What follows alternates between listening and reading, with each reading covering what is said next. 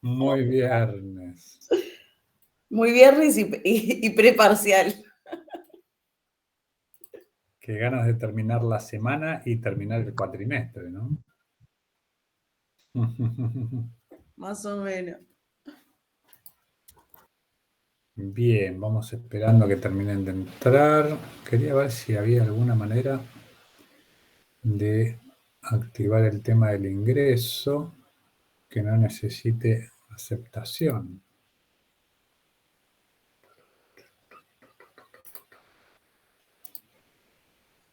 Porque esto está llevando a que por ahí entra alguien y se queda colgado, ¿no? Vamos a ver qué pasa. Así que todos los que quieran participar con cámara y micrófono están invitadísimos. Invitadísimos. A ver si tenemos alguna configuración por ahí. Nada por aquí, nada por allá.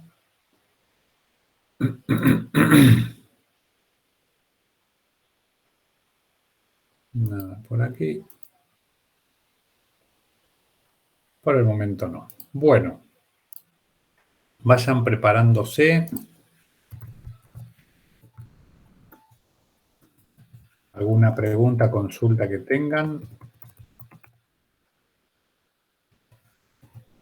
Así comenzamos haciendo un repaso de lo que vimos la clase pasada y a la vez vemos el tema de completar con los temas que tenemos. Nadie tiene que pedir unirse, cualquiera puede acceder mediante llamada telefónica.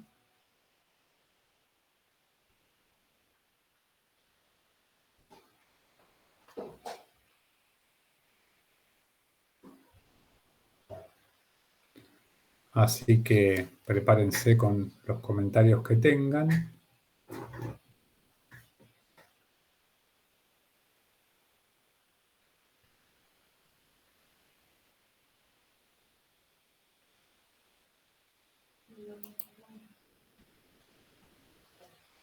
Bueno, vamos a ver si ahora entran directamente. No tenemos a nadie en espera ahora, ¿verdad? 46, vamos a ver si alguno ¿sí? Ingresa. Bueno, les dejo el tema de la registración. Los que quieran anotarse en la registración. Y vamos a prepararnos para comenzar con la clase de hoy. Una clase que puede resultar interesante, ¿sí?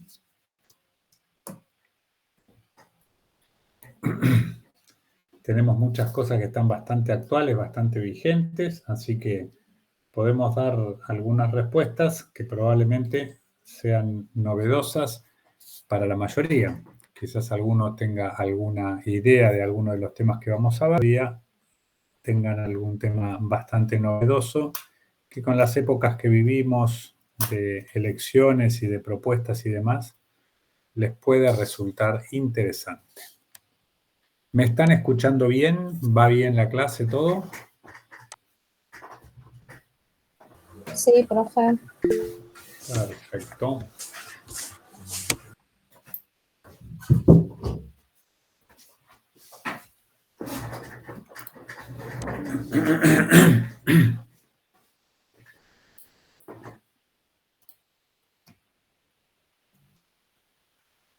Excelente.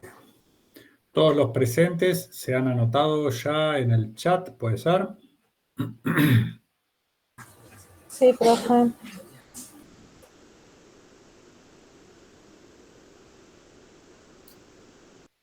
Cristian Castillo, el último. Sí, así que voy a tomar nota de todos los que se han anotado. Ahí se agregaron varios más. Perfecto.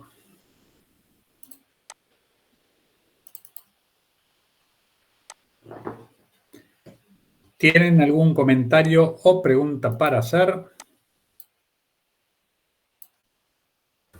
No, profe. ¿Han estado repasando algo de lo que vimos la clase pasada? Sinceramente no. A partir de mañana a la tarde. Bien. No, mañana es parcial de mate financiera, profe. Mañana parcial de matemática financiera. Sí. Ya un lujo que estén presentes. Así que horas y horas de ejercicios. Muchos tienen parcial de matemática financiera. Sí, profe, yo de estadística también el Todo de lunes. estadística el lunes. Y sistema de costo. Distintas. Si no es Y una mañana cosa, también de mate financiero. es otra, ¿no? Bien.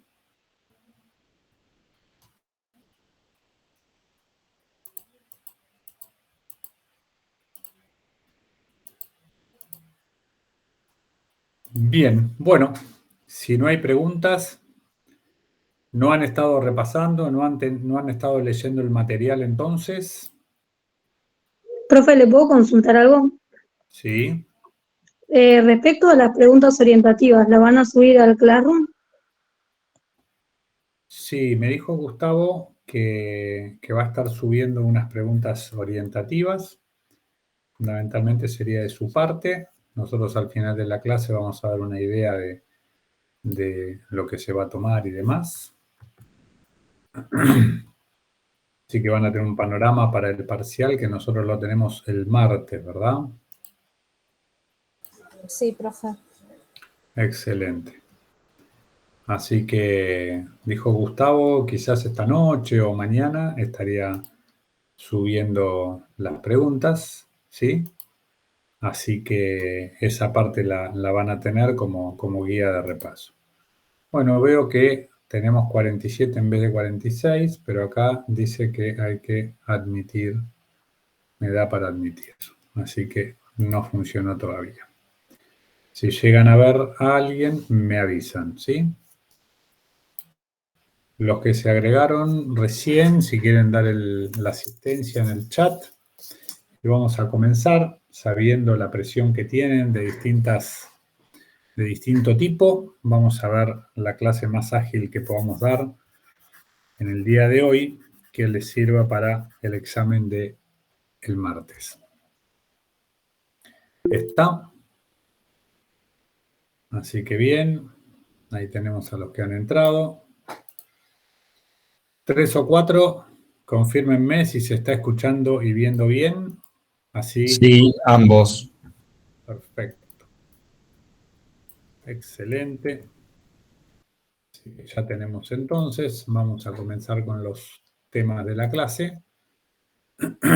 Si alguno llega a mencionar algo, en el chat me avisan porque por ahí no lo termino viendo. Vamos a compartir pantalla y vamos a armar la clase en una estructura de 3 partes. Vamos a hacer un repaso del mercado monetario, entendiendo que ya sabemos qué es dinero, a qué le llamamos dinero y cuáles son las funciones que tiene que cumplir. Entonces vamos a hacer un repaso de lo que vimos la clase pasada y vamos a completar del mercado monetario lo que nos había quedado en el último tramo de la clase, que vimos dinero bancario, así que lo vamos a expandir un poco más y vamos a darle el cierre a lo que es el equilibrio en el mercado monetario de oferta y demanda de dinero. En segundo lugar, vamos a ver el tema de política monetaria, que sería la aplicación de este conocimiento en términos de política económica. Y luego, por último, vamos a leer algunas noticias que les subí en el Classroom, ¿sí? No sé si alguno las vio, en un comentario de lo que sería la clase de hoy. No, a mí no me figuraba nada. No, profe. Sí, profe, lo vi. Sí, profe, recién aparecieron. Apareció, perfecto. Son noticias que a veces las uso para dar como el caso práctico de lo que estudiamos en la teoría y poder encontrar dentro de la noticia algunos temas de estudio, ¿sí? Y que le veamos cierta practicidad. ¿De acuerdo? Sí, profe, ahí llegaron. Excelente. Así que vamos a leer esas noticias. Según cómo nos va con los tiempos, capaz que dejamos unos minutos para que ustedes abran y lean las que les parezca mejor.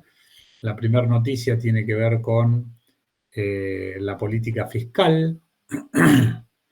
¿Por qué un aumento del gasto público no reactiva la economía? O sea, una política fiscal expansiva no reactiva la economía. Después vamos a ver el tema de la inflación y la suba de la tasa de interés de la Reserva Federal. Dos noticias que tienen que ver con eso. Otra noticia más acerca del anuncio sobre política monetaria de la Fed es la Reserva Federal. Y por último vamos a ver algo que tiene que ver con España y el Banco Central de España, ¿sí? Así que vamos a compartir estas noticias y bueno, vamos a tratar de ver en los temas que están tan actuales y tan vigentes, que tiene que ver con la moneda, algunas noticias y sacar algunas breves consecuencias. Si van bien hasta acá, empezamos con la pantalla compartida. ¿Ok? Sí, profe. Perfecto.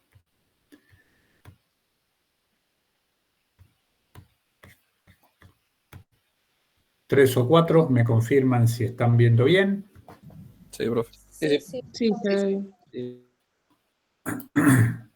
Excelente. Vamos a empezar repasando lo que vimos de demanda de dinero, un repaso rápido de los temas más importantes vistos en este PowerPoint, en este PDF, y que está relacionado con el capítulo 4 de Blanchard Pérez Henry. Pueden complementar con el capítulo 4, está presentado de una manera un poco más sencilla, tratando de rescatar conceptos claves. Entonces tenemos que la demanda de dinero tiene tres motivos, ¿sí?, por los que la gente quiere tener dinero consigo mismos. Uno es el motivo transacción, el motivo precaución y el motivo especulación. Hemos visto que el motivo transacción, es decir, para los gastos planeados, y el motivo precaución para los imprevistos, los gastos no planeados, dependen de la renta, de la variable renta que le indicamos con la letra Y. ¿Se acuerdan? Sí, profe. Y el motivo especulación tiene que ver con el costo de oportunidad de tener dinero en poder de uno, que el costo de oportunidad, o dicho de otra manera, lo que se pierde o se sacrifica por tener dinero en vez de colocarlo a trabajar y a rendir intereses, ¿sí?, es el motivo especulación y este depende de la tasa de interés. Cuando la tasa de interés es elevada, el costo de oportunidad es mayor, así que la gente se desprendería del dinero y se quedaría con menos dinero en su poder. ¿Sí? Así que de esto trata este tema. Desarrollamos el concepto de liquidez, que lo vamos a rescatar cuando terminemos de ver oferta monetaria. Y teníamos la demanda de dinero, ¿sí?, que es la suma de la demanda de dinero de todos los miembros de la economía, y la demanda de cada miembro es lo que quieren tener de dinero los individuos en su poder. Así que depende de dos variables, depende de la renta, Y, y depende de la tasa de interés, la I latina minúscula, ¿sí? La L que está acá es la típica manera de escribir una función, ¿sí? La demanda de dinero está en función de la tasa de interés. Como se llama función de liquidez, entonces en vez de poner la F, se pone la L, pero eso es lo que significa y no más. ¿De acuerdo? Y la ecuación explícita sería que la demanda de dinero es igual a K por la renta menos H por la tasa de interés, siendo K y H dos coeficientes que indican la elasticidad de la demanda de dinero ante cada una de esas variables. La gráfica muestra una pendiente negativa de la demanda de dinero. Cuando la renta es mayor, la demanda de dinero se va a desplazar hacia arriba, hacia la derecha, y cuando la renta es menor se va a desplazar hacia abajo, hacia la izquierda. ¿Todo esto se entiende bien? ¿Me confirman? Sí, profe. Había unas teorías presentadas de la demanda de dinero, una que está relacionada con la teoría cuantitativa del dinero, que en resumen, sin entrar en los detalles de las constantes, aumentos en la cantidad de dinero, en la oferta monetaria, van a repercutir en aumento en el nivel de precios, ¿sí? Dado que la velocidad de circulación o de transacciones y las transacciones de la economía son relativamente constantes. Y después está el pensamiento keynesiano, que lo que vimos recién el motivo especulación, lo incorpora Keynes y pone un poco en discusión a la teoría cuantitativa del dinero. Estos temas son los puntos más importantes para destacar de la demanda de dinero y ahora pasamos a la oferta monetaria. Y la oferta monetaria tiene que ver con la creación primaria de dinero, que como hemos expresado para que lo recuerden es el físico, el dinero físico, es decir, billetes y monedas en circulación. Y que se puede clasificar o dividir en circulante público, circulante bancario y reservas bancarias. Circulante público son los billetes y monedas en manos del público, circulantes bancarios son los billetes y monedas en las cajas de los bancos comerciales, y las reservas bancarias es la parte del depósito, ¿sí? Es dinero físico, pero que queda en forma de encaje bancario. ¿Se corta? Sí. Pero qué costumbre, ¿eh? ¿Hasta billetes y monedas en circulación se escuchó bien? Sí. Sí, cuando Bien. empezó a hablar de las reservas bancarias se cortó. Igual, Perfecto. profe, se escucha bien. Debe ser por ahí el internet de Cecilia. Va, a mí no se me cortó. ¿Podrían confirmar otros más si alguien más tuvo dificultad y si se escuchó bien? Así vamos monitoreando cómo va la señal y todo. Se escuchó bien. A mí no se me cortó. Sí, profe, yo escuchaba bien. Perfecto, muchas gracias. Entonces repetimos para, no sé quién fue que se le había cortado, que el circulante público, billetes y monedas en manos del público, el circulante bancario, billetes y monedas en las cajas de los bancos comerciales. Las reservas bancarias es la parte de los depósitos que los bancos comerciales no pueden prestar y tienen que dejar constituidas como encaje bancario, ¿sí? Como reservas del sistema de depósitos y préstamos. El circulante público y el circulante bancario configuran lo que se llama circulante monetario, más las reservas bancarias es lo que se llama dinero de base monetaria y tiene que ver con dinero físico. Luego vimos que el dinero físico de base monetaria es poner en circulación nuevos billetes y monedas y el Banco Central puede hacer eso comprando dólares, aumentan las reservas internacionales del Banco Central, aumenta el dinero de base monetaria. ¿Con qué compra dólares el Banco Central? Poniendo en circulación nueva moneda, creación primaria de dinero, ¿sí? Emitiendo, ¿de acuerdo? Este es un concepto para la mayoría de los que cursan la materia totalmente novedoso, ¿sí? Cuando dicen el Banco Central compró 100 millones de dólares, tiene que poner en circulación el equivalente en pesos que pagó por esos 100 millones de dólares. Cuando le compra bonos al sector público, al gobierno, recibe el título público, el bono, la deuda del gobierno y emite dinero, pone en circulación billetes y monedas. Y los redescuentos, que eran los préstamos de los bancos comerciales, los préstamos que el Banco Central le otorga a los bancos comerciales. Cuando le da un préstamo, ese dinero que le da no sale de ningún lado existente, sino que es dinero que tiene que poner en circulación nuevos billetes y monedas, aumentar el dinero de base monetaria. Resumiendo en estos 3 ejemplos que he dado, que son los 3 casos básicos por medio de los cuales el Banco Central aumenta la cantidad de dinero, pone en circulación nueva moneda, lo va a hacer en estos 3 casos aumentando el activo del Banco Central y aumentando el pasivo en la misma cuantía. Aumenta el dinero de base monetaria, que es el pasivo monetario del Banco Central.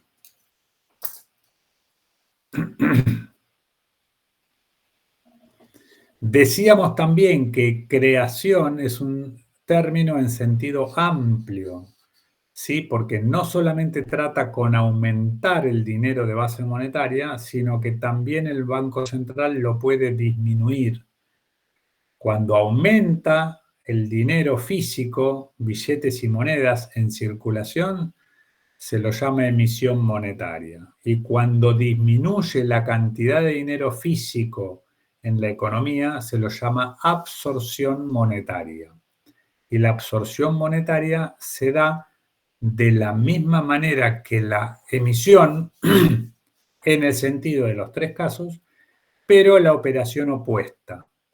Si emitía comprando dólares, va a absorber vendiendo dólares. Significa que vende dólares, que cae las reservas internacionales y cae el dinero de base monetaria. Puede vender bonos en la bolsa, en operaciones de mercado abierto, el Banco Central, cuando entrega los bonos a nuevos tenedores, compradores de esos bonos, recibe pesos por esos bonos que vendió y esos bonos los quita de circulación. Baja el activo bonos del Banco Central y baja la cantidad de dinero de base monetaria, se llama absorción monetaria. Y cuando los bancos comerciales devuelven los préstamos que han pedido, préstamos de corto plazo, entonces cae el dinero de base monetaria. ¿Alguna pregunta hasta acá? Profe, entonces, lo que a mí me queda un poco de duda del tema de la emisión, ¿es un poco limitado? O sea, las posibilidades que tiene de emisión el Banco Central. ¿Y en qué sentido te parece limitado? Y no sé, por ejemplo, no sé, que tenga que comprar dólares. Por ejemplo, no sé, todo lo que se emite hoy en día en Argentina, ¿cuál es la operación más común? ¿Compran dólares o compran bonos? ¿Cómo es?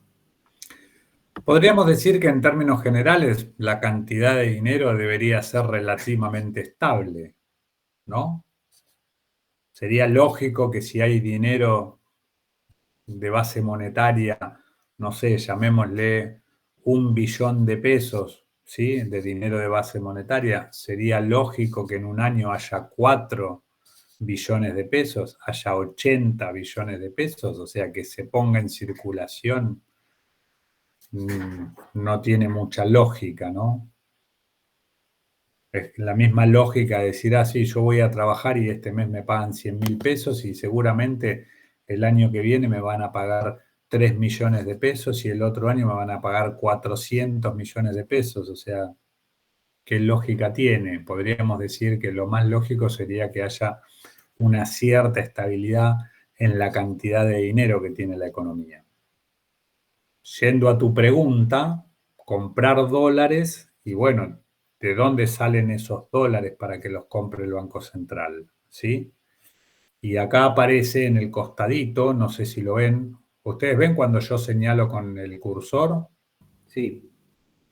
En este costadito aparecen 3 sectores que estas cuentas del balance del Banco Central, reservas internacionales, los nombres de las cuentas, bonos y redescuentos, están asociados a estos 3 sectores. El sector externo, que es de donde provienen las divisas que podría eventualmente comprar el Banco Central. El sector gobierno, sector público, que son los bonos, deuda del gobierno. Y el sector financiero, los bancos comerciales. Las reservas internacionales tienen los límites, si era tu pregunta, tienen los límites que le da la relación del país con el resto del mundo, ¿sí? Relación que se da por las exportaciones e importaciones. ¿Cómo va a poder comprar dólares el Banco Central? Si hay un excedente de exportaciones por encima de las importaciones. ¿Se entiende? Entran más dólares por las exportaciones de los que salen por las importaciones.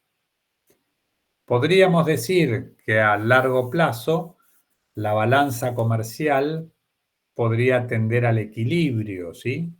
Es decir, que de alguna manera haya épocas donde se exporta más de lo que se importa y en otras que se importa más de lo que se exporta.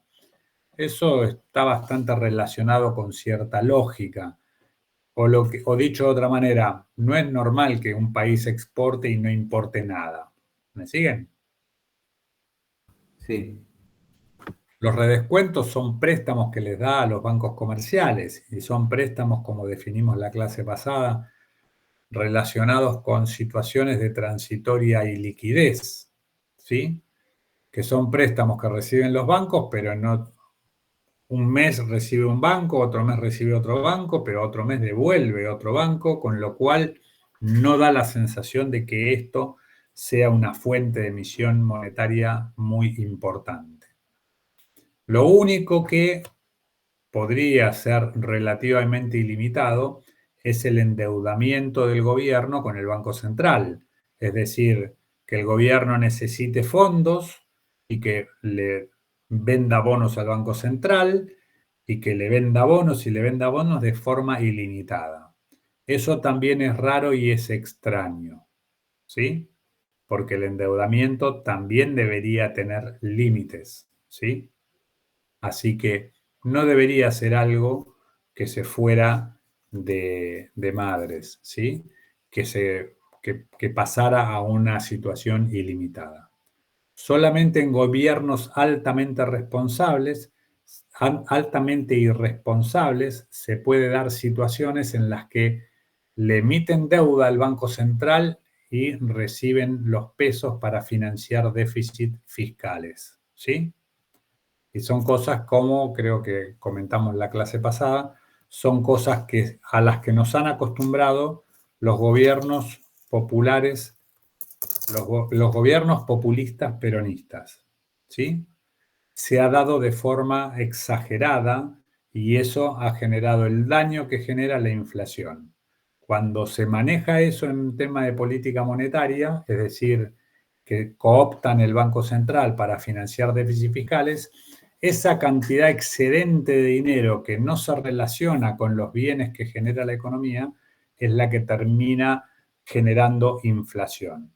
La inflación en la Argentina, que comienza en la década del 50, se ha visto manifestada por persistentes déficits fiscales que han acudido al Banco Central a financiar esos déficits fiscales.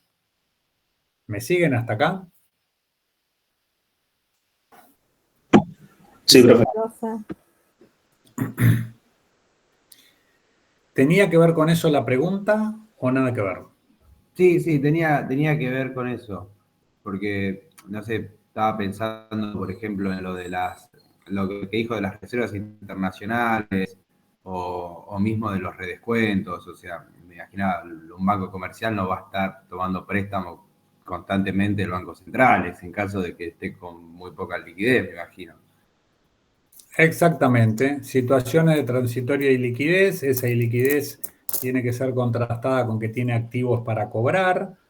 Son problemas momentáneos. Si el Banco Central ve que una entidad financiera no tiene una situación de transitoria liquidez, sino que ya empieza a tener problemas patrimoniales, entonces toma otro camino y no darle préstamos de situación de transitoria liquidez. ¿Me siguen? Sino que, como tantas veces ha pasado, pasa a liquidación ese banco y interviene en un proceso para no perjudicar a ahorristas y deudores de esas entidades. Entonces, se hacen operaciones de liquidación de bancos de una manera prolija para no afectar a nadie. Eso es un poco el rol que tiene el Banco Central.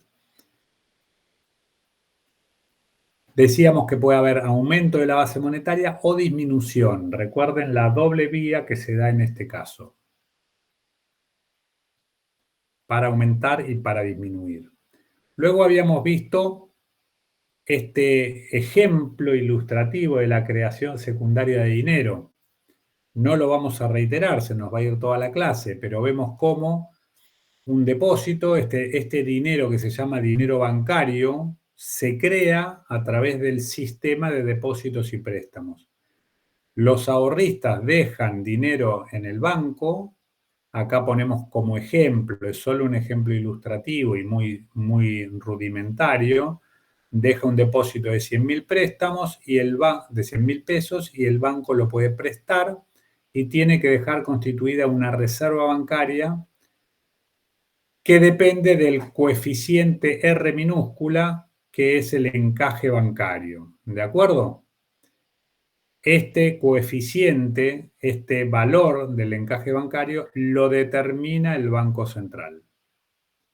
Así que el Banco Central establece, en el ejemplo pusimos 20%, por poner un ejemplo, así que tiene que dejar de este depósito 20.000 no lo puede prestar y el resto lo presta.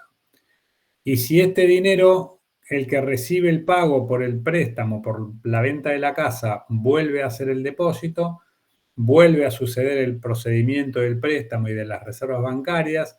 Si el que recibe el préstamo compra algún bien y el que recibe el dinero vuelve a hacer el depósito, uno puede ver que a partir de este dinero físico, que por primera vez fue una persona a hacer este depósito, se van generando esta sucesión de operaciones.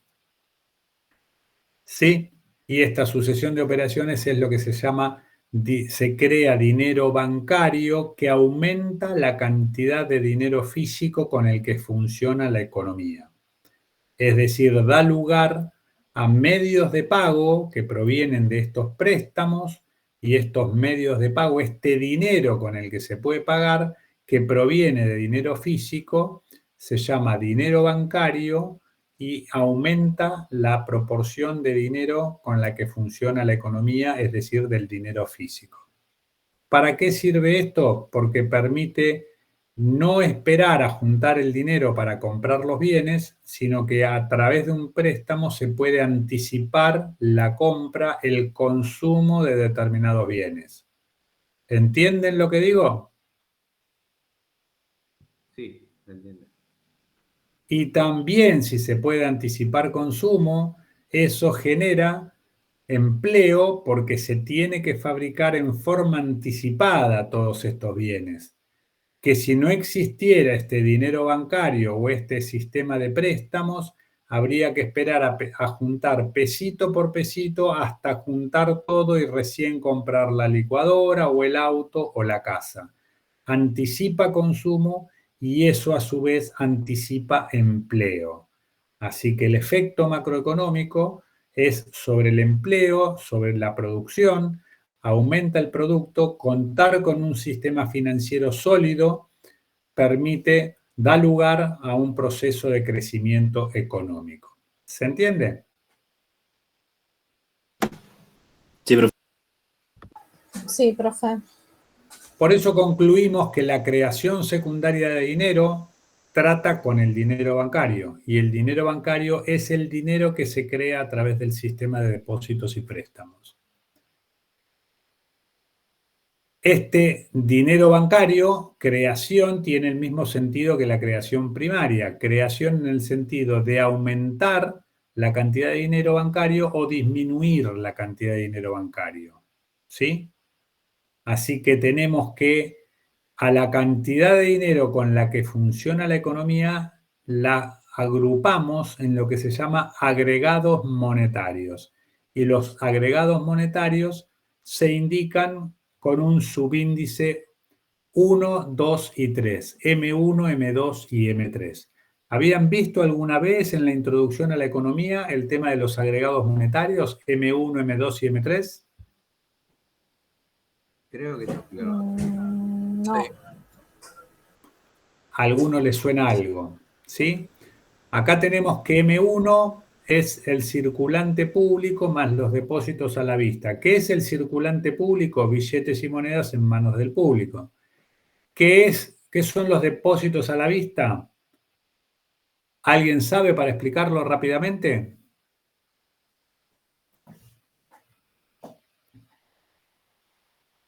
¿No era la cantidad de dinero que uno podía retirar si quería fácilmente o nada que ver?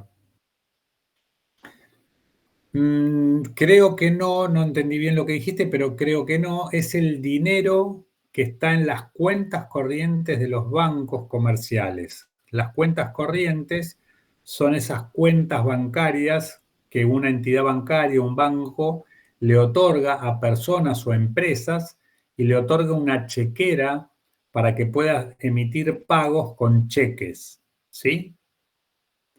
Entonces uno tiene que emitir, una persona, una empresa emite un cheque de 100.000 pesos, ¿sí? Con vencimiento, por ejemplo, el lunes que viene. El lunes que viene hay que llevar los 100.000 pesos al banco y tienen que estar depositados para que se pueda pagar ese cheque. Porque si el dinero no está, ¿qué es lo que sucede? Cheque rechazado. Cheque en rojo, la cuenta en rojo. Cheque rechazado. Rechazado significa que no se paga, ¿sí? Entonces, el dinero tiene que estar en la cuenta corriente depositado y a ese dinero se lo llama depósito a la vista. Está a la vista como que está listo para que se pueda pagar un cheque con ese dinero. Puede suceder de que me pagan con el cheque a mí y, no sé, me levanto resfriado y no voy al banco con el cheque a cobrarlo. ¿Me siguen? ¿Podría pasar eso? Y en vez de ir el lunes, voy el martes, el miércoles o el jueves. Pregunta, ¿qué hace el banco con ese dinero que está inmovilizado ahí en la cuenta corriente? ¿Qué opinan ustedes que hace el banco comercial? ¿Lo presta? Lo pone a circular. Lo presta, perfecto. Así que tenemos también parte del sistema de depósitos y préstamos, ¿sí? Pero ese dinero, cuando yo me recupero, voy el jueves, ¿qué pasa? Me tienen que pagar el cheque, no me pueden decir que está prestado, ¿verdad?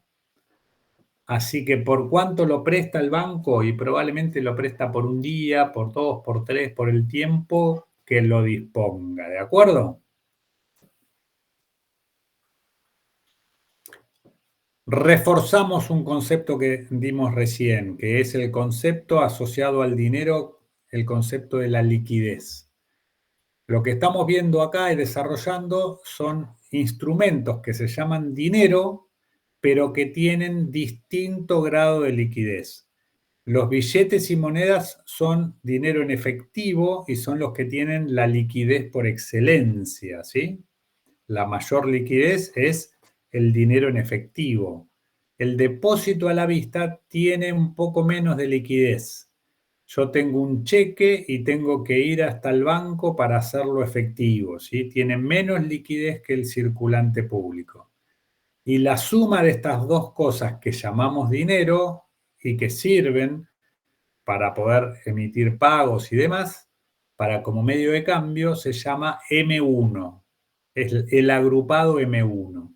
¿Qué es M2? Es todo lo que es M1, ¿sí? Más los depósitos en caja de ahorro. M1 se le agregan los depósitos en caja de ahorro y eso constituye M2, que si lo desagrego es circulante público y depósitos a la vista y se le agrega los depósitos en caja de ahorro. Seguramente la mayoría de ustedes tiene alguna caja de ahorro abierta, ¿sí? Así que el dinero que depositan en la caja de ahorro, si trabajan, le depositan el sueldo, ¿sí?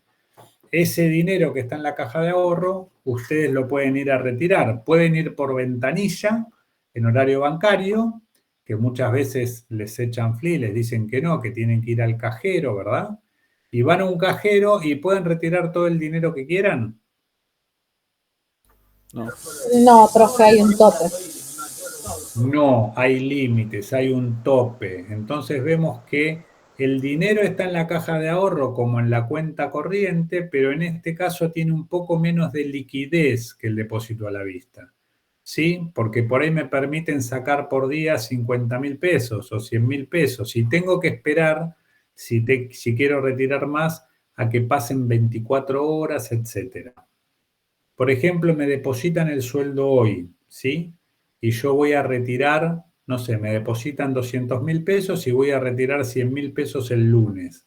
Me quedan 100.000 pesos en la caja de ahorro, ¿sí? Y recién los voy a retirar el viernes de la semana que viene para prepararme para el fin de semana o quizás más adelante. Pregunta, ¿el dinero está en la caja de ahorro? ¿Es mío?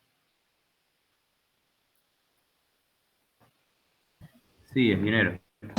Sí, Sí, dije como ejemplo nada más que era que me habían pagado el sueldo, pero puede tener cualquier origen, ¿sí?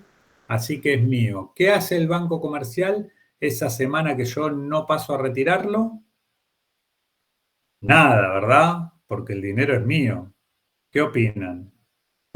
Te lo presto. Lo presta. Probablemente alguno le agarra una rabieta esta noche con esta clase y agarran el auto y se van hasta el shopping y sacan el dinero de la bronca que les da. ¿Me siguen? Así que esto es depósitos en caja de ahorro. Tienen menos liquidez que el depósito a la vista, que a su vez tenía menos liquidez que el circulante público, es decir, el efectivo mismo. Y por último tenemos M3, que es el agregado monetario, todo lo que es M2, que son estos tres primeros. ¿Los ven que los estoy señalando en pantalla? sí, profe. Sí, profe. Y a esto se le agrega el depósito a plazo fijo, ¿sí? Depósito a plazo fijo, en este caso tiene menos liquidez que la caja de ahorro. Si el depósito es a 30 días, tengo que esperar a que se cumpla el día 30 para poder hacerme del dinero en efectivo. Si hice un depósito a 180 días, no puedo tocar ese dinero, tengo que esperar 180 días, me pagan una tasa de interés, pero tengo que esperar para poder hacerlo efectivo. ¿De acuerdo? Así que tiene menos liquidez que la caja de ahorro, que a su vez tenía menos liquidez que el depósito a la vista y que el circulante público. El ejemplo que dimos cuando vimos recién era un ejemplo del depósito a plazo fijo, que con eso se daban estos préstamos y demás. Pero como estamos viendo, en el sistema bancario, cada peso que está dando vueltas por el aire se está prestando a alguien, ¿sí? Y se está haciendo este negocio de comprar y vender dinero. ¿De acuerdo hasta acá? Sí, profe. Sí, profe. Entonces tenemos que la oferta monetaria, que es la cantidad de dinero con la que funciona la economía, está constituida por dinero físico, que lo llamamos dinero de base monetaria, más dinero bancario, que es un dinero que se genera a través del sistema de depósitos y préstamos. ¿Sí? Pero no es dinero físico. Y eso está capturado en este coeficiente que se llama multiplicador monetario, que es mayor que 1, por eso se llama multiplicador, que está indicando que aumenta la cantidad de dinero de base monetaria. Si no tuviéramos sistema de depósitos y préstamos, entonces, si no tuviéramos sistema bancario que crea el dinero bancario, entonces el multiplicador monetario no existiría, o dicho de otra manera, sería 1, es decir, el dinero, la oferta monetaria con el que funciona la economía sería el dinero físico, ¿sí? Serían los medios de pago con los que cuenta una economía. Y esos medios de pago son los que permitirían hacer las transacciones. Por eso, un sistema bancario y un sistema financiero sólido potencia el funcionamiento de la economía, es lo que le da lugar al crecimiento económico, desarrollar sistemas financieros. Se dice que el sistema financiero es el motor de la economía. ¿De acuerdo? Sí, profe. el multiplicador monetario, depende de una variable, depende de algo, ¿sí? ¿Qué variable es de la que depende el multiplicador monetario? ¿Qué se les ocurre? ¿De los encajes? Del encaje fraccionario R minúscula. Si el Banco Central aumenta el encaje fraccionario, decisión de política monetaria por X motivo, si aumenta el encaje fraccionario, ¿qué es lo que pasa con el multiplicador monetario y qué es lo que pasa con la oferta monetaria M? Disminuye la oferta monetaria. ¿Por qué? ¿Alguien lo puede explicar? Porque al prestar menos dinero, porque los bancos deben mantener mayor porcentaje de los depósitos, la base monetaria se disminuye. Se multiplica menos, ¿sí? La base monetaria es la misma, pero el dinero bancario que se crea por encima de ese dinero físico es menor. Si aumenta el coeficiente R, el encaje bancario, disminuye la oferta monetaria, no la base monetaria, porque la base monetaria son los billetes y monedas que crea o absorbe el Banco Central, que emite o absorbe, ¿sí? La cantidad de dinero que algún momento emitió el Banco Central, con eso funciona la economía. Stock de dinero de base monetaria. Esto lo puede aumentar o disminuir el Banco Central. Disminuyendo el encaje, libera más fondos prestables y eso crea dinero bancario y va a hacer que aumente la oferta monetaria. Excelente la explicación. No la mía, la de ustedes, ¿eh? ¿Está? Así que tenemos que la oferta monetaria en los mercados de competencia perfecta, la oferta tiene pendiente positiva, ¿verdad? ¿Se ubican? Hola, hola. No, profe, la pendiente no es cero. La demanda de dinero, la demanda de cualquier bien tiene pendiente negativa. ¿Se acuerdan del modelo walrasiano, modelo de oferta y demanda? Sí, profe. La demanda tiene pendiente negativa y la oferta tiene pendiente positiva, ¿verdad? Sí. Pero en este caso, ¿qué pasa con la oferta? ¿Tiene pendiente positiva? No, profe. No, es vertical. ¿Cómo se explica esto? Es lo que sucede con las empresas monopólicas, es decir, la pendiente positiva de la oferta en cualquier bien es que hay muchas empresas que ofrecen el bien y probablemente tengan distintos niveles de precio que hacen a que a mayor cantidad, mayor es el nivel de precio que alguien estaría dispuesto a ofrecer y vender. En cambio, en el mercado monetario, como en cualquier mercado monopólico, la oferta es vertical, no hay competencia, el Banco Central decide, como cualquier empresa monopólica, qué cantidades está dispuesto a fabricar y a vender. En este caso es dinero, el Banco Central decide la oferta monetaria. Miren que estamos hablando de M, no estamos hablando de base monetaria. Es el dinero de oferta monetaria que se simboliza con la letra M. Lo que tienen ahí arriba es la super S, que sería la S de oferta, y acá la D de demanda. ¿De acuerdo? El equilibrio entre la demanda y la oferta, el punto A de equilibrio, indica la tasa de interés y la cantidad de dinero con la que funciona la economía. ¿De acuerdo? Se determina en esta interacción entre la demanda de dinero y la oferta de dinero, se determina la tasa de interés de equilibrio. ¿De acuerdo hasta acá? Sí, profe, dijo la tasa Sí, de interés y algo más, ¿no? ¿Cómo? Comentó recién la tasa de interés y algo más. O sea, dijo que no era la base monetaria lo que define acá el Banco Central. Lo que define la tasa de interés de equilibrio es la interacción entre la demanda y la oferta monetaria. Y la oferta monetaria no es solamente el dinero físico de base monetaria, sino que es el dinero que llamamos M, oferta monetaria, también compuesto por el dinero bancario. ¿De acuerdo? Esta oferta monetaria tiene esta pendiente vertical. Por ejemplo, si el Banco Central compra dólares, ¿qué va a pasar con esta recta vertical que está acá? Se va a desplazar a la derecha. Se va a desplazar a la derecha. ¿Y cuál va a ser el resultado de esa operación? Menor demanda de dinero. Baja la tasa de interés. Baja la tasa de interés, excelente. Si el Banco Central compra dólares, ¿con qué compra dólares el Banco Central? Con pesos. Con pesos. Con pesos. ¿De dónde saca los pesos?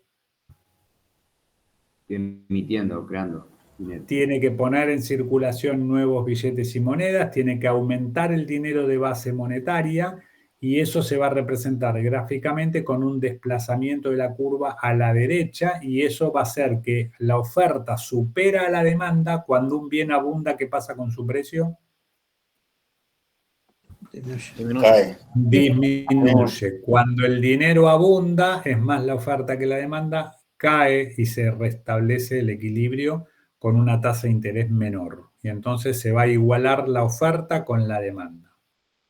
Si el Banco Central disminuye, o vamos a hacerlo por la opuesta, aumenta, dada esta situación inicial con el equilibrio en el punto A, si el Banco Central aumenta el coeficiente de encaje, ¿qué es lo que va a pasar en la representación gráfica? Y explicamos lo que va a pasar en la economía, ¿no?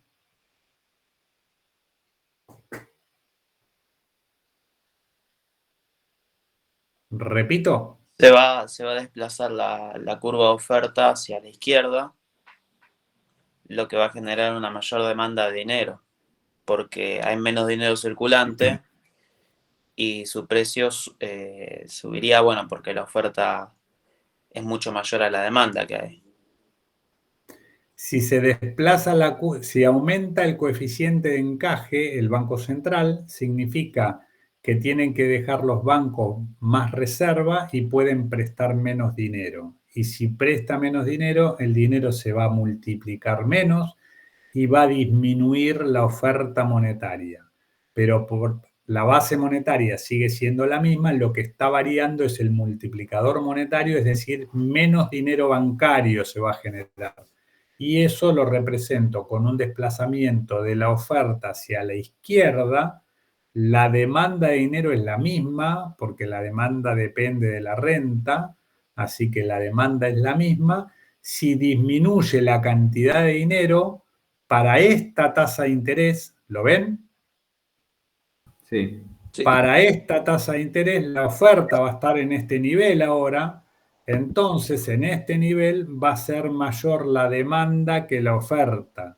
¿Se entendió o lo digo de nuevo? Si puede repetirlo, profe, por favor.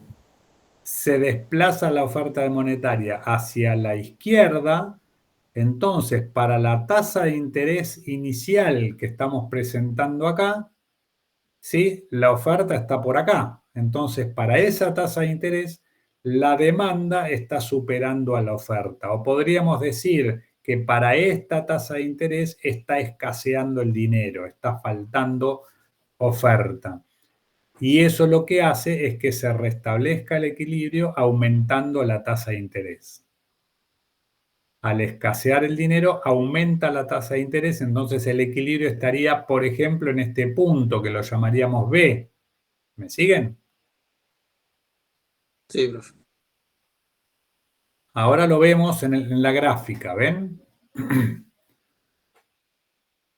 Tenemos inicialmente un equilibrio en el punto A. Si aumenta MS', si aumenta la oferta monetaria, se desplaza hacia la derecha. ¿Sí? Y el equilibrio inicial en este punto, para esta tasa de interés, la oferta supera a la demanda. Ya esta oferta ya no va más. La oferta supera a la demanda. Y eso hace a que abunda el dinero, baja el precio. Si la gráfica va para el otro lado, disminuye la oferta monetaria, entonces va a ser mayor la demanda que la oferta y va a tender a subir la tasa de interés. Este ejemplo que tenemos acá de la figura 4.4 de Blanchard Pérez Henry es un aumento de la oferta monetaria. Y lo podemos razonar de manera similar para una disminución de la oferta monetaria. Tienen al final algunas explicaciones. Tasa de interés simple, que es el capital inicial por 1 más la tasa de interés por la cantidad de periodos. Eso da lugar al capital final resultante. Y tenemos el interés compuesto. El capital inicial se multiplica por 1 más la tasa de interés, pero elevado a la n, no por n, sino elevado a la n. Esto da la idea de que los intereses empiezan a formar parte del capital, es decir, los intereses se capitalizan para dar como resultado un mayor capital final resultante. Esto lo están viendo en cálculo, ¿verdad? Sí, en matemática financiera. Matemática financiera es la materia. Sí, profe. ¿Es la que tienen examen mañana? Exactamente, profe. Así que acá tenemos interés simple e interés compuesto, ¿sí? Para hacer esta distinción de la tasa de interés según cómo esté establecido, ¿sí? Lo que se esté dando como crédito o que se esté tomando como deuda. Tenemos acá algunas definiciones breves. ¿Qué es la tasa de interés? Es el precio que se paga por un préstamo, punto. ¿Sí? Se expresa como porcentaje sobre el monto del préstamo. Se indica con un porcentaje. Cuando una persona se endeuda, toma un crédito y se compromete a pagar un interés, una tasa de interés. Cuando una persona deposita su dinero en un banco, por ejemplo, a plazo fijo, no paga un interés, recibe un interés. Ese interés que recibe se lo está pagando el banco, por eso podemos decir que el depósito es un préstamo del depositante al banco. Y eso nos lleva a la idea de que la tasa de interés es el precio que se paga por un préstamo. Si el préstamo lo da los individuos al banco, eso se llama depósito. Y el banco paga una tasa de interés. Si el préstamo lo da el banco a las personas o a las empresas, entonces es crédito para la persona o para la empresa que paga una tasa de interés. La tasa de los préstamos bancarios se llama tasa activa. La tasa que reciben los depositantes, es decir, que el banco le paga al que hace un depósito, se llama tasa pasiva. También está la tasa de descuento o la tasa de redescuento, que es la que el Banco Central le cobra a los bancos comerciales, ¿sí? La tasa a la que el Banco Central le presta a los bancos comerciales se llama tasa de descuento o de redescuento. Y tenemos también la tasa de interés nominal, que es el precio que se paga medido en términos monetarios, o la tasa de interés real, que toma en cuenta el tema de la inflación como cualquier variable real, ¿sí? ¿Se acuerdan que vimos el PBI real, que dábamos ejemplos del salario real? También existe una tasa de interés real, que está tomando en cuenta el efecto de la inflación, le quita el efecto de la inflación. Y definir términos como ahorro, inversión, tasa de interés, rendimiento del capital, muchas ideas asociadas. Los individuos ahorran dinero. ¿Qué significa ahorro de los individuos? Es la parte de la renta que no destinan al consumo. ¿Hasta ahí vamos bien? Sí. Sí, profe. Ese ahorro produce o genera algo para el individuo que posterga consumo. No. En principio no, a no ser que lo lleve al banco y haga un plazo fijo, a no ser que compre algún activo financiero, a no ser que lo aplique a algo que dé alguna rentabilidad, el ahorro no genera nada.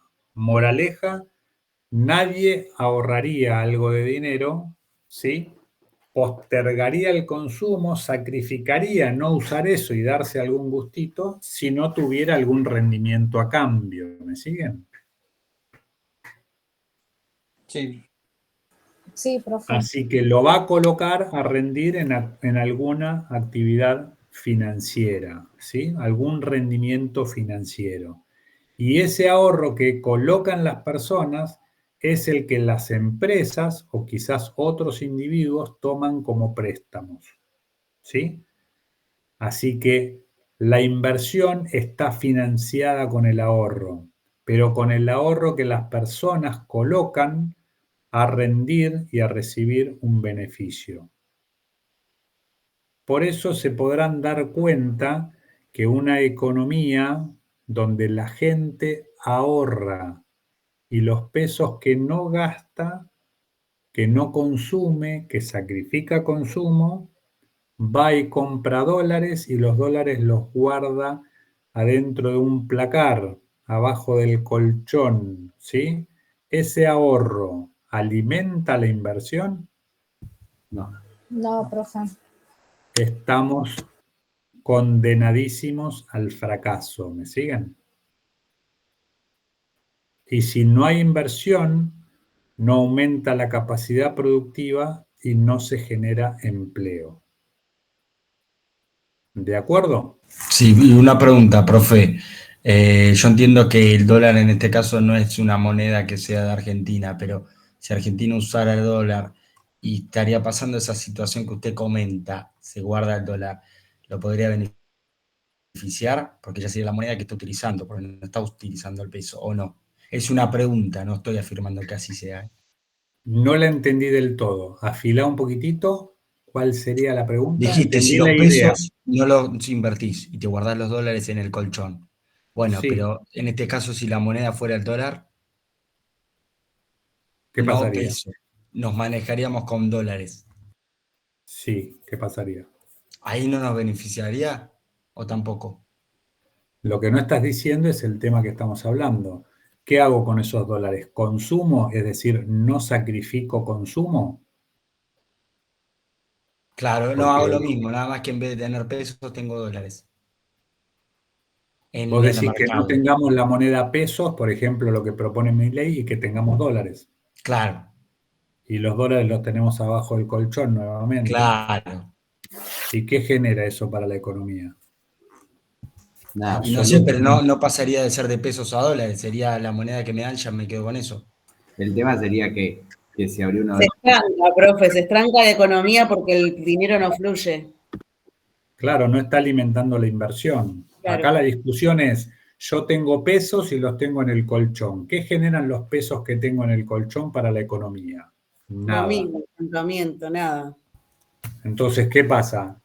No tengo pesos, ¿por qué? Porque se desvalorizan. Entonces voy y compro dólares y los guardo en el colchón. ¿Y qué generan los dólares debajo del colchón? Absolutamente nada. Lo mismo que generarían los pesos, nada. ¿Se entiende?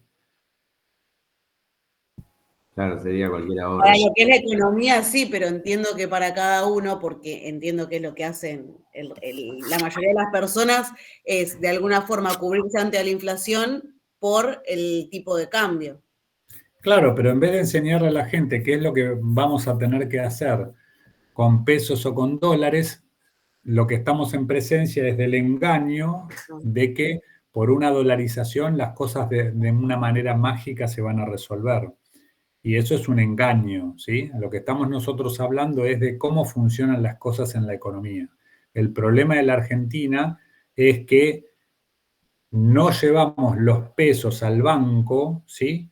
Porque pierden de valor, no tenemos confianza, entonces pierden valor. Si nos pagan una tasa de interés, capaz que hay un salto inflacionario y entonces nos sentimos más protegidos y vamos y compramos dólares. Pero es una manera de sacar el dinero del sistema y ese dinero no alimenta la inversión y al no alimentar la inversión no se generan puestos de trabajo, no hay empleo y la economía empieza a no tener mercado financiero para hacer lo que veíamos que multiplica el dinero bancario. ¿Se entiende? Sí, La y también, solución no es dolarizar. ok, profe, pero también esto no se agrava con la emisión de moneda sin respaldo, o sea, sin tener reservas para esa emisión que se hace hoy en día. Por supuesto, por eso la solución es resolver el problema de fondo. El problema de fondo no es ni pesos ni dólares, el problema de fondo son los gobiernos irresponsables que regalan por todos lados, ¿sí? Y que esos regalos se pagan cooptando al Banco Central para que emita dinero y con ese dinero se genera inflación. Regalan con una mano y con la otra mano lo quitan y el resultado neto siempre es menor. La solución no es prender fuego el Banco Central, la solución es hacerlo funcionar como funciona en la mayoría de los países en el mundo.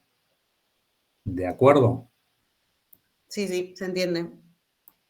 Por ejemplo, ustedes tienen un problema físico y acuden al médico. Sí. Y puede ser que acudiendo al médico a alguien con mala praxis le genere un problema a una persona y quizás alguien se muere. Sí. ¿Y por eso van a dejar de ir al médico? No, pero... ¿Por eso vamos a cerrar los hospitales y las clínicas porque hay gente que se muere? En todo caso, se hará la denuncia si hubo mala praxis o una cantidad de cosas diferentes. ¿Cómo se resuelve el problema de la Argentina? Haciendo las cosas bien, poniendo el foco en la parte fiscal, ¿sí? Y entonces se puede resolver el problema de la inflación. ¿Es difícil? Sí. ¿Es imposible? No. ¿Lo puede hacer la Argentina?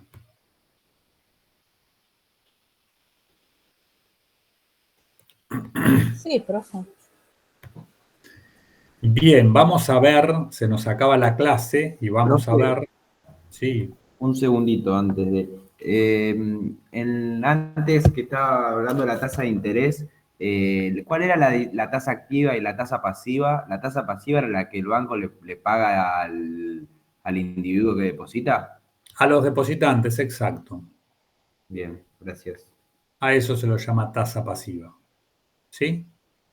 Son definiciones de términos. No es súper importante, pero es algo para ir ya teniendo el léxico de lo que se trata.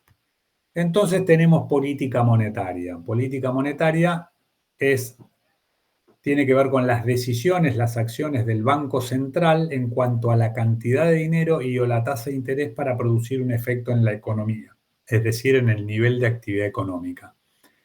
Y dejamos las acciones básicas del Banco Central, que puede ser política monetaria expansiva, aumentando la cantidad de dinero, que puede ser de las tres maneras que vimos, o aumentando el dinero bancario, creación secundaria, que es disminuyendo el coeficiente de encaje. Acá lo tienen resumido.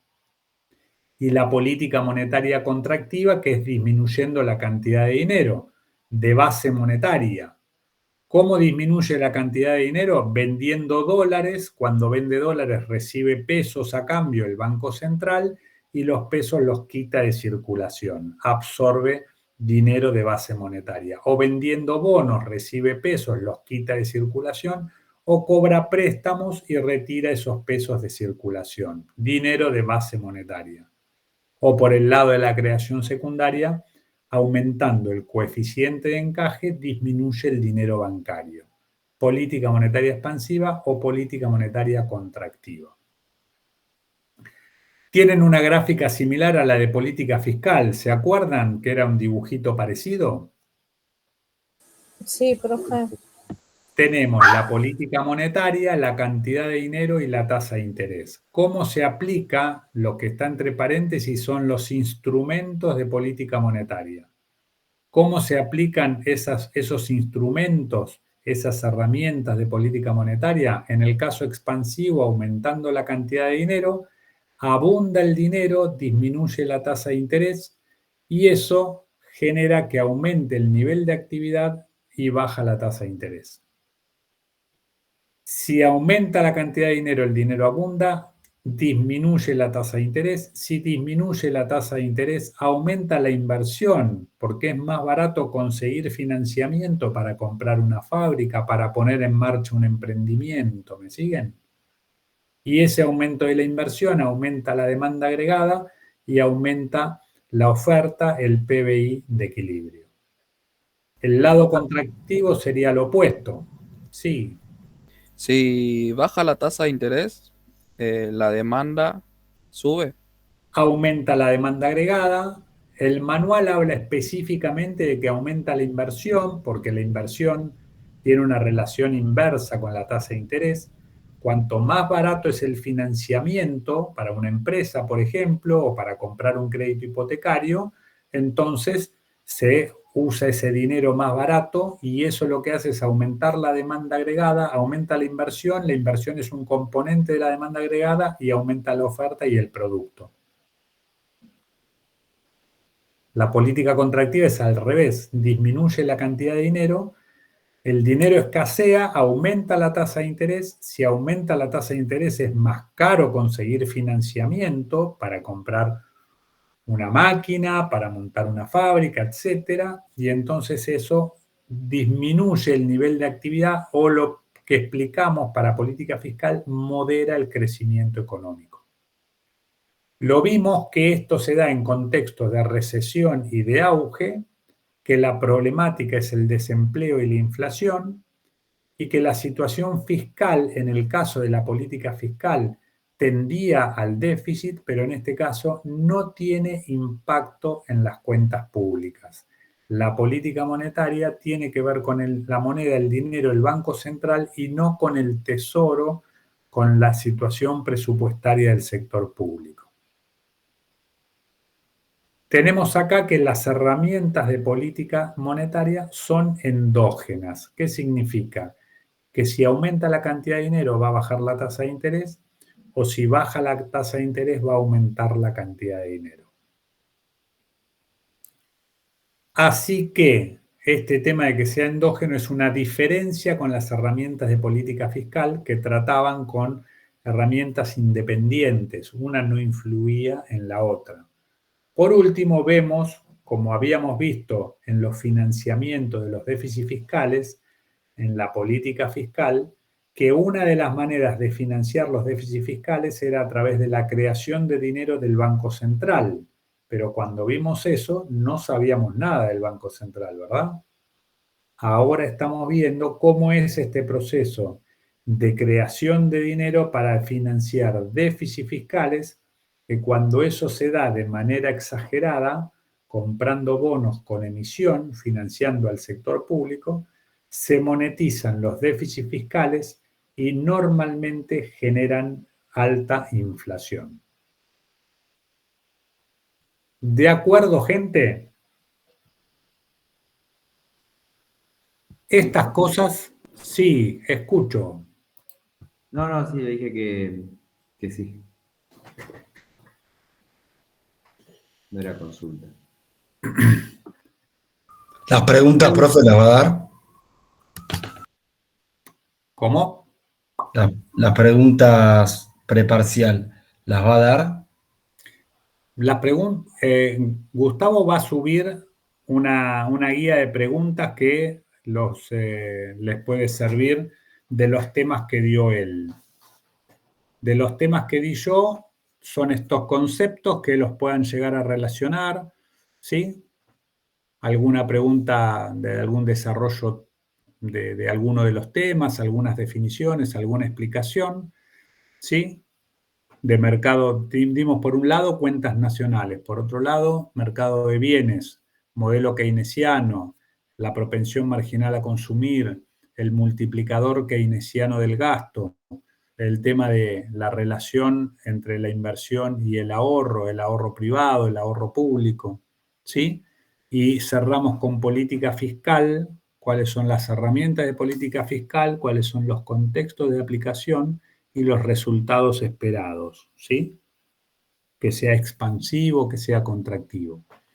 Y el problema que tiene asociada la política fiscal, ¿sí? Que lo expansivo siempre va a generar déficit y los déficits puede que haya problemas para cómo financiarlo o lo dicho de otra manera, cómo conseguir la guita, ¿sí? Y ese cómo conseguir la guita puede llevar a problemas para toda la economía, ¿sí? Y la parte monetaria, vimos el tema de dinero, qué es dinero, las funciones del dinero, Vimos la demanda de dinero, de qué variables depende, los motivos por los que se demanda dinero, y la oferta monetaria, creación primaria, creación secundaria, de qué depende, y tienen para recordar y para, como resumen de todos esos temas, la política monetaria aplicada por el Banco Central con las herramientas, cómo se usan y los resultados que se esperan. Esas son las cosas que podemos tomar de los temas que vimos juntos en la cursada, de mi parte. Vamos a dejar para después de la cursada un elemento que solamente lo menciono, porque quizás alguno se lo preguntó, que tiene que ver con el Banco Central y el dinero y todo eso, que es el tema de las LELIQs, LEVAQs o LELIQs. ¿Alguno lo escuchó alguna vez? Sí, es gran parte que el Estado es como que toma plata y después con eso genera deuda, ¿no? Algo así, es como que yo te recibo plata y después te lo voy a pagar mucho más plata, pero al año siguiente, algo así. Lo vamos a ver después del examen para dejar este conocimiento del mercado monetario como un conocimiento básico, ¿sí? Se menciona que las herramientas es la cantidad de dinero y la tasa de interés. Y también se menciona que esas dos variables son endógenas. En los ejemplos siempre mencionamos aumentar la cantidad de dinero o disminuir la cantidad de dinero. Y no dimos un ejemplo de usar la herramienta de la tasa de interés. Eso tiene que ver con estos instrumentos de deuda del Banco Central que lo vamos a ver después del examen. Va a ser como la frutillita del postre, ¿sí? Pero para no marear, nos vamos a quedar con el conocimiento más elemental y más básico del mercado monetario, ¿sí? Después, Ismael, vas a ver que no es tan así como lo dijiste vos, vamos a darle la precisión para que se puedan llevar el conocimiento exacto. Ah, bueno. ¿De acuerdo? Sí, sí. Y vamos a cerrar ahora. ¿Alguna pregunta hasta acá? No, profe, la duda que quedó, ¿cuándo subiría las preguntas? El profe no tiene idea, ¿no? Si mañana, pasado, el lunes. Yo creo que esta noche o mañana a la mañana, por lo que me dejó en un mensaje, esta noche o mañana a la mañana. Ah, bueno, gracias. Tener ¿Sí? tiempo de responderla, ¿viste? O prepararnos de acá al martes, digamos. Exacto, exacto. Gracias. Voy a subir preguntas orientativas después de la clase como para que se organicen. Ese fue el mensaje. ¿Sí? Buenísimo, gracias, profe. Está, así que vamos a revisar dos cositas en estos 5 minutos que nos quedan, ¿sí? Tienen después para leer, yo les voy a mostrar como si fuera un punteo nada más, van a ver algo totalmente novedoso, ¿sí? Primero, tienen un artículo que dice ¿por qué el fuerte aumento del gasto público no reactiva la economía? ¿Qué sería un fuerte aumento del gasto público? Recuerden que lo que estamos viendo con estos artículos es identificar lo que estamos estudiando en la materia. ¿Cómo se llama esto? Política fiscal expansiva, ¿sí? ¿Y qué tendría que hacer la política fiscal expansiva? Sacar a la economía de la recesión, es decir, reactivar la economía. ¿De acuerdo? ¿Me siguen? Sí, profe. Sí, profe. Sí, sí. Dice que los estrategas económicos del gobierno siguen insistiendo en el aumento del gasto público como herramienta para sacar a la economía de la recesión. Podríamos decir ahora también disminuyendo impuestos, ¿no? Que también es política fiscal expansiva. Se sorprenden porque no logran los resultados deseados. En realidad la recesión es cada vez más aguda. Lo que no advierten es que todo gasto público está siendo financiado con recaudación de los impuestos legislados, es decir, los impuestos que ya están establecidos, más la recaudación del impuesto inflacionario. Los impuestos pagados por las empresas y las familias provocan retracción del gasto privado, tanto de consumo como de inversión, en la misma o incluso en mayor proporción en la que se aumenta el gasto público. ¿Sí? Así que por la misma razón, una reducción del gasto público que requiere una menor recaudación del impuesto inflacionario, reducción del gasto público, es decir, contractivo, lejos de acentuar la recesión, ayudaría a aliviarla. La única expansión fiscal que podría ayudar a reactivar la economía es la que lograra financiarse con endeudamiento a tasas bajas de interés. Pero esta posibilidad está vedada por la ausencia total del crédito público. ¿Qué opinan?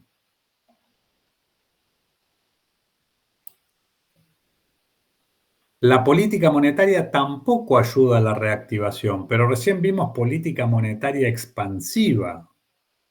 ¿Y por qué no ayuda? Porque no tiene ninguna influencia sobre las tasas reales de interés que debe soportar el sector privado y solo sirve para recaudar el impuesto inflacionario.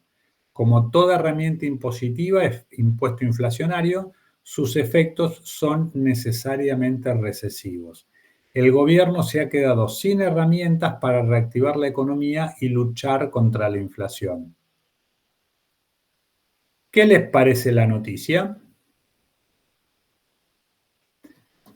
Es un artículo escrito, este es el blog personal de Domingo Cavallo. Si quieren leer, tienen una cantidad de artículos, debe haber unos 500 o unos 1000 artículos, ¿sí? Donde pueden ver los títulos y cliquear y abrir a ver qué encuentran ahí adentro, un día que estén aburridos. Lo que más me llama la atención para este artículo que les comparto es la fecha. ¿Cuándo les parece que se escribió este artículo sobre política fiscal y política monetaria que no dan resultados? Eso es del 2014, profe. Es nuestra triste realidad al día de hoy. 17 de agosto del 2014. Sí. ¿Me siguen? Parece que fue escrito ayer. Sí, es verdad. Así que, pero después tenemos algunos ejemplos. Dice, inflación en Estados Unidos. Profe. La Reserva Federal subió la tasa de referencia 0,75% por tercera vez consecutiva. ¿Qué es la Reserva Federal? Sería como el Banco Central el Banco Central de Estados Unidos. El Banco Central de Estados Unidos, maravilloso. Primera conclusión. Vamos a cerrar el Banco Central de la Argentina, propone un candidato, ¿verdad? ¿Y para qué propone eso el candidato? Para usar otra moneda que emite otro banco central. Qué divertido, ¿no?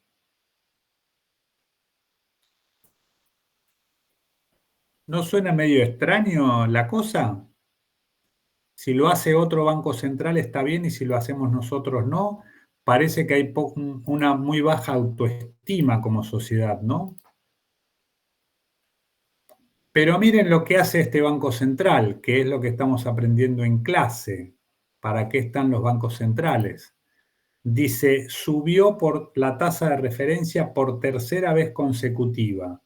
Es el quinto aumento en lo que va del 2022. Esto fue escrito el 21 de septiembre del 22. Aumentó 0,75 puntos, ¿sí? En un nuevo intento de ¿qué cosa que dice? Para controlar la inflación. O sea que el Banco Central de Estados Unidos, ¿sí?, se ocupa de combatir a la inflación. El de la Argentina se ocupa de financiar a los gobiernos y eso genera inflación. ¿Se dan cuenta dónde está el problema y se dan cuenta qué fácil que es de resolverlo?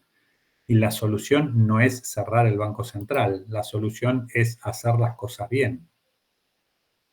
El Banco Central cumplió las expectativas de los economistas y la tasa de interés oficial de la economía, de la mayor economía, pasa a situarse entre 3 y 3,25. Volvamos a nuestro ejemplo. Cuando el problema es la inflación, ¿qué es lo que el manual dice que el Banco Central tiene como herramienta para usar? El dinero, que baje el dinero y suba la tasa de interés. Una política monetaria contractiva. ¿Y qué haría la política monetaria contractiva? Moderaría el crecimiento, o dicho de otra manera, podrías generar una recesión, ¿sí? Esto es lo que dice la teoría. ¿Me siguen? Y lo que estamos viendo acá es que ante el problema de la inflación, ¿sí?, en vez de ser irresponsables, lo que hacen es procurar enfrentar al problema de la inflación. ¿Sí? Dice, las perspectivas del llamado aterrizaje suave de la economía, es decir, moderar el crecimiento, disminuirían si las autoridades encuentran que la política monetaria debe ser aún más restrictiva o restrictiva por más tiempo. Señaló que es muy desafiante y que sus colegas no están seguros de si el proceso de endurecimiento de la política monetaria conducirá a una recesión o qué tan profunda podría ser cualquier contracción. Es decir, que saben lo que tienen que hacer y no hay populismo. ¿Me siguen? Nuevamente tenemos 21 de septiembre del 22, una noticia similar. ¿Cómo va a afectar a la economía argentina? Acá dice que se produjo el aumento de la tasa de interés de la Reserva Federal y los inversores están atentos a las pistas dadas por el Banco Central norteamericano sobre la duración y la profundidad del endurecimiento de la política monetaria para controlar las crecientes presiones sobre los precios. ¿Ustedes ven al Banco Central de Argentina combatiendo a la inflación? No, ¿verdad? No, profe, no. Así que acá dicen el rango del 3,25%. ¿Cuál es el primer resultado que daría? Escenario recesivo.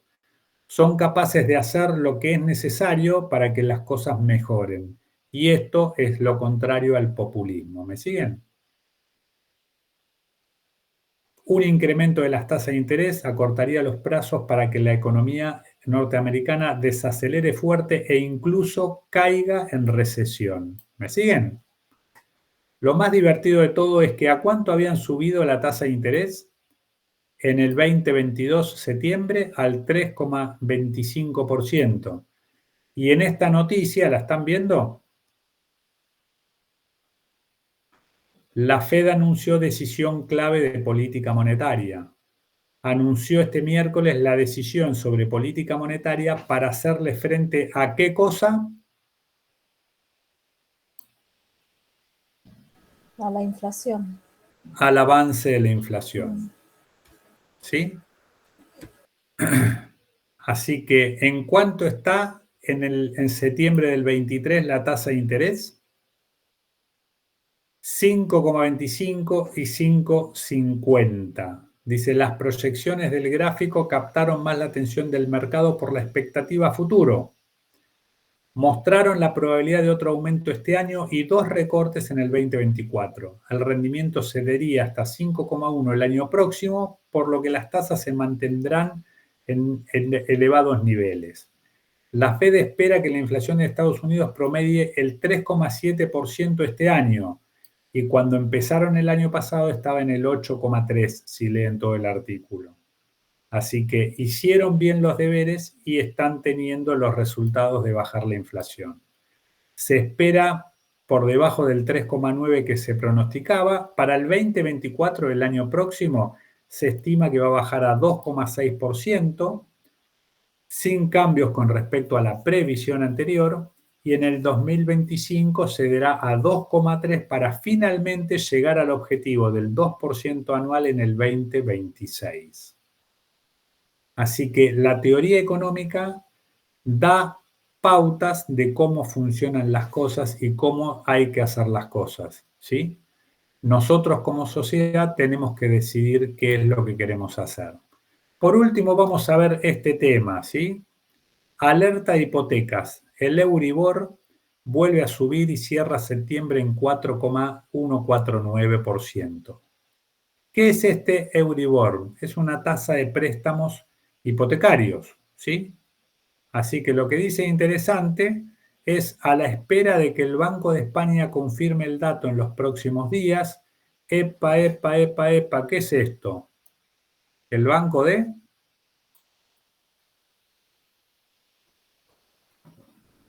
No escucho, ¿se me fueron todos? El Banco Central sería de España. El Banco Central de España, pero ¿cómo? ¿No tienen moneda euro? Sí. O sea que podríamos tener moneda dólar y tener Banco Central y que cumpla una función. ¿No estaremos atrás de algún delirio en teoría económica y dejando de lado la teoría que funciona bastante bien en muchos países? ¿Me siguen? El euro, sí, tiene un banco central europeo. O sea que si está mal un banco central de un país, se imaginan lo que es el banco central de un continente. Debe ser muchísimo peor, ¿verdad? Pero teniendo un banco central europeo, también hay un banco central del país que usa el euro, ¿sí? Así que probablemente estemos siendo tentados a un engaño que marketineramente viene bárbaro. Pero, ¿qué hay atrás de todo esto? ¿Tiene sustento en la teoría económica? Tienen los artículos para leer, gente. ¿Sí? Tienen para leer ahí, entretenerse. Ahora nos toca estudiar para el parcial. Creo que tenemos más elementos que al principio del cuatrimestre, ¿verdad? Sí, Pero profe. todavía nos está faltando algo más. ¿Alguna pregunta, alguna consulta? Profe, yo le quiero hacer una pregunta. Sí. Cuando mostró recién el artículo del 2014 de acá de la política monetaria y fiscal, que decía que la política monetaria no tenía ningún efecto real sobre la tasa de interés. ¿Por qué era eso? En general, no sé específicamente lo que menciona ahí, pero cuando la inflación es tan alta, ¿sí? Entonces no tenés posibilidad de usar la política monetaria para lo cual está diseñada. Ah, es como ahora que aunque suba la tasa de interés, es tan alta la inflación que uno no sabe si le va a servir o no. O sea, ya están niveles que no producen los resultados, ¿sí? Claro. El Banco Central quiere sacar a la economía de la recesión. Emite dinero. ¿Para qué emite dinero? Para que baje la tasa de interés y para que aumente la inversión, para que aumente el consumo y todo eso. Pero en épocas de alta inflación, el Banco Central emite dinero y la gente agarra el dinero y para protegerse compra dólares. Sale el dinero del sistema y entonces no produce el efecto para lo cual se haría la política monetaria. ¿Se entiende? Claro, no, y aparte... No es para que te lleves los pesos a tu casa y menos todavía que compres dólares y te lleves los dólares a tu casa. Cualquiera de las dos cosas no produce nada en la economía. ¿Se entiende? Claro, y tampoco uno puede proyectar a futuro con la inflación. Exacto. Así que lo que hay que hacer es resolver la inflación. Y la inflación se resuelve, la problemática argentina, resolviendo el descalabro fiscal, es decir, las cuentas públicas, regalando plata por todos lados. ¿Me siguen? Eso genera inflación y si genera inflación se va todo al diablo. ¿Me siguen? ¿Qué va a pasar con las Sí, medidas profe. de masa? ¿Qué opinan?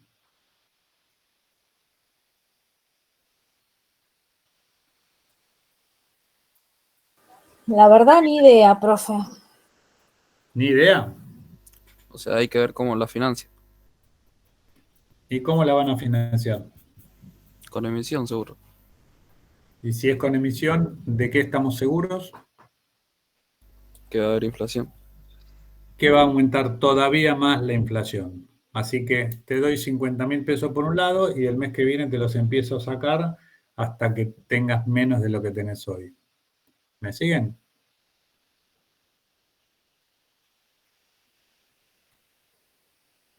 Pero estamos a mitad de camino con el conocimiento, ¿sí? Así que estaba preguntando Lara, ¿sí? Los temas, Maximiliano dice, los temas que dio usted los sube Palacios en las preguntas. No, los míos no. lo que vamos a tomar. Gustavo va a dar sobre los temas que dio él, ¿sí? Que no están tan especificados como los míos y que tienen los apuntes y demás. Y Lara plantea si el modelo ISLM no entra en el parcial, ¿verdad? Y es así, no entra el modelo ISLM, lo vamos a ver después del parcial. Y después del parcial vamos a tratar de darle un poquito de forma a todo esto y dejarles un panorama de la teoría económica. Después cada uno tiene su ideología, hagan lo que quieran, ¿sí? Yo simplemente les puedo mostrar qué es lo que dice la teoría, qué es lo que en la práctica hacen los países, qué es lo que tenemos por delante, ¿sí? Y que cada uno de ustedes tome sus decisiones, ¿sí? Si pareciera ser que inclino la balanza para algún lado, lo que inclina la balanza es el conocimiento. No soy yo que tengo ni mi corazoncito inclinado para un lado o para otro. Simplemente las cosas están bastante explicitadas, así que podemos charlar en la próxima semana. Ahora hay que dedicarse al parcial, ¿sí? Repasando Sí, final. profe. Cuentas nacionales. De las cuentas nacionales, tener presente las fórmulas de deflactor del PBI, inflación y crecimiento económico. Son 3 muy sencillas. Recuerden que tienen que saber la tasa de variación porcentual y que se acabó todo el misterio y saber cuál se usa en cada caso. Las definiciones de PBI, los distintos tipos de PBI, cómo se calcula, bla, bla, bla, bla, nominal, real, en pesos, en dólares, etc. Después tenemos mercado de bienes. El mercado de bienes, el modelo keynesiano, la función macroeconómica, el equilibrio de la oferta y la demanda, el multiplicador keynesiano, la representación gráfica y la política fiscal, lo que tiene que ver con los impuestos y el gasto público y los efectos que se busca producir en la economía, ¿sí? Cuando se hacen las cosas mal, no se produce el efecto deseado. Pero eso no significa que es una herramienta de política fiscal importante. Segundo, mercado monetario. Demanda de dinero, oferta de dinero. Sí, equilibrio en el mercado monetario, los desplazamientos de las curvas, los nuevos equilibrios, cómo operan y demás. Y tenemos la política monetaria, cómo se aplica, cuáles son las herramientas, los efectos que se esperan, ¿sí? Y la cuestión esta que relaciona la política fiscal y la política monetaria en el sentido de que la política monetaria, el Banco Central, financie a la política fiscal. Y ahí está el núcleo del problema, ¿sí? Cuando se gobierna mal, se pierde la eficacia de la política fiscal, se pierde la eficacia de la política monetaria y entonces se tiene consistentemente malos resultados en la economía. No se arregla de un momento a otro. Pero la manera de resolverlo está clara. Y la manera de resolverlo con el lado monetario, en principio, no es lo que la teoría económica dice, porque la mayoría de los países tienen banco central. Vamos a dejar un último ejemplo. Si sucede una pandemia, como en el año 2020, ¿qué es lo que hicieron la mayoría de los países? Hicieron uso de la herramienta de política monetaria para, con generación de dinero, hacerle frente a la cantidad de dificultades, ¿sí? Buscando hacerlo de la manera más acotada posible, pero tenían una herramienta de política monetaria para usar. No servía ahí la política fiscal. Si prescindimos de la moneda y decidimos no tenerla, esa herramienta no va a estar en un caso tan extremo como fue la pandemia. ¿Me siguen? Así que es bastante peligroso todo el camino que podemos llegar a tomar como sociedad, fundamentalmente sin saber a dónde nos estamos metiendo. Repasando los temas, ¿les queda alguna duda de los temas que entran en el parcial? Las preguntas van a ser sencillas, no van a ser capciosas, expresar términos concretos y sencillos. Y nos vemos nomás en las próximas semanas. ¿De acuerdo? Bueno, profe, gracias. Buenas noches, buen fin de semana. Buen fin de semana. Nos vemos. Gracias. Chau, chau. Chao, profe.